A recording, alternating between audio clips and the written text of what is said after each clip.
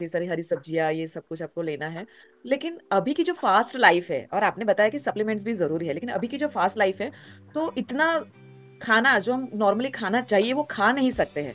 Hmm. Because of time का issue होता है। और नॉर्मल जैसे 4 फ्रूट्स, तो आज की तारीख में जैसे मैं भी फ्रूट्स वगैरह खाती हूँ, लेकिन 4 अलग अलग टाइप के तो मैं खा ही नहीं सकती। मेरे पास इतना टाइम ही नहीं होता है कि वो खाओ। और मान लो कि खाते भी है तो ऐसे पेट बहुत भर जाता है, यानी कि पेट की भी डिमांड कम होती है। राइट। और तो जैसे आपने बताया कि सप्लीमेंट्स भी साथ में ले सकते हैं, राइट। जी। लेकिन कई सारी लेडीज का हम जब बताते हैं तो उनका ये होता है कि सप्लीमेंट्स नहीं लेना चाहिए, वो दवाई है। तो आप उसके बारे में क्या बताना चाहेंगे? नहीं, दवाई तो ये बिल्कुल भी नहीं है। दवाई तो वो होती है जो आपके बॉडी में कुछ ऑल्टर कर दे। यानी कि जैसे आप सर दर्द हो रहा है फॉर एग्जाम्पल, तो आपने दवाई ली, तो दवाई की मदद से आपका सर दर्द खत्म हो गया। ये कुछ ऐसा ऑल्ट्रेशन कर रहा है बॉडी में जिसकी वजह से आपका जो इशू है वो रिजॉल्व हो रहा है। अब यहाँ पे जो सप्लीमेंट्स हैं, ये सब्स्टिट्यूट्स नहीं है।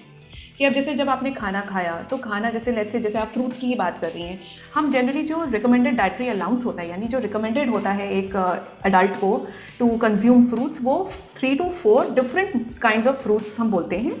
क्योंकि उसमें डिफरेंट कलर्स होते हैं, plus different set of nutrients हैं, बी कॉम्प्लेक्स है, एंटीऑक्सीडेंट्स हैं, जो बॉडी में फ्री रेडिकल एक्टिविटी से हमें दूर रखती है, और उसके काफ़ी वेरियस बेनिफिट्स भी हैं।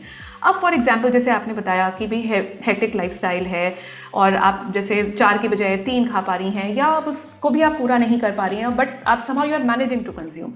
तो जो ये सप्लीमेंट्स हैं, ये supplements they are helping you out, you they are holding your hand. वो हाथ पकड़ के आपको एक छोर पे लेके जा रहे हैं, जिससे कि आपको कोई भी न्यूट्रिशनल डेफिशिएंसीज ना हो, और आपको कोई भी सिम्टम जो है हार्मफुल सिम्टम का सामना ना करना पड़े। अब जैसे जो आप सप्लीमेंट्स लेते हैं, क्या होता है कि जितना भी हम डाइट लेते हैं, कभी कभार हम पूरी डाइट नहीं खा पाते हैं, तो हमें डेफिशिएंसीज होने लगती हैं। पहले छोटी डेफिशिएंसीज होंगी जिसमें आपको सिम्टम्स नहीं महसूस करने को मिलेंगे, फिर ग्रेजुअली वो माइल्ड टू फिर वर्स हो जाता है। यानी कि वो इतना ज़्यादा गैप क्रिएट हो जाता है कि फिर देन आप जितना भी कुछ खाएं, फिर आपको सब सिम्टम्स देखने को मिलते ही मिलते हैं। जैसे अभी हम एनीमिया की हम बात कर रहे थे, थकान होना, या फिर हमें चक्कर आना, कि हम ये सब महसूस करने के बाद हम कुछ काम ही नहीं कर सकते। लेकिन अगर आप राइट काइंड ऑफ डाइट लेंगे, यानी बैलेंस मील्स लेंगे अलॉन्ग विद सप्लीमेंट्स, तो डेफिनेटली आपको किसी भी तरह की डेफिशिएंसीज नहीं होगी, और किसी भी सिम्टम्स का सामना नहीं करना पड़ेगा। अगर थोड़ी बहुत डेफिशिएंसीज हैं तो definitely supplements will help in bridging that. तो सप्लीमेंट्स भी इक्वली इंपॉर्टेंट है। यस यस, आपने बहुत अच्छा बताया मैम। और मैंने देखा है कि कई सारे डाइटिशियन, न्यूट्रिशनिस्ट और कई सारे डॉक्टर्स भी अभी सप्लीमेंट्स कहते हैं कि आप सप्लीमेंट लीजिए।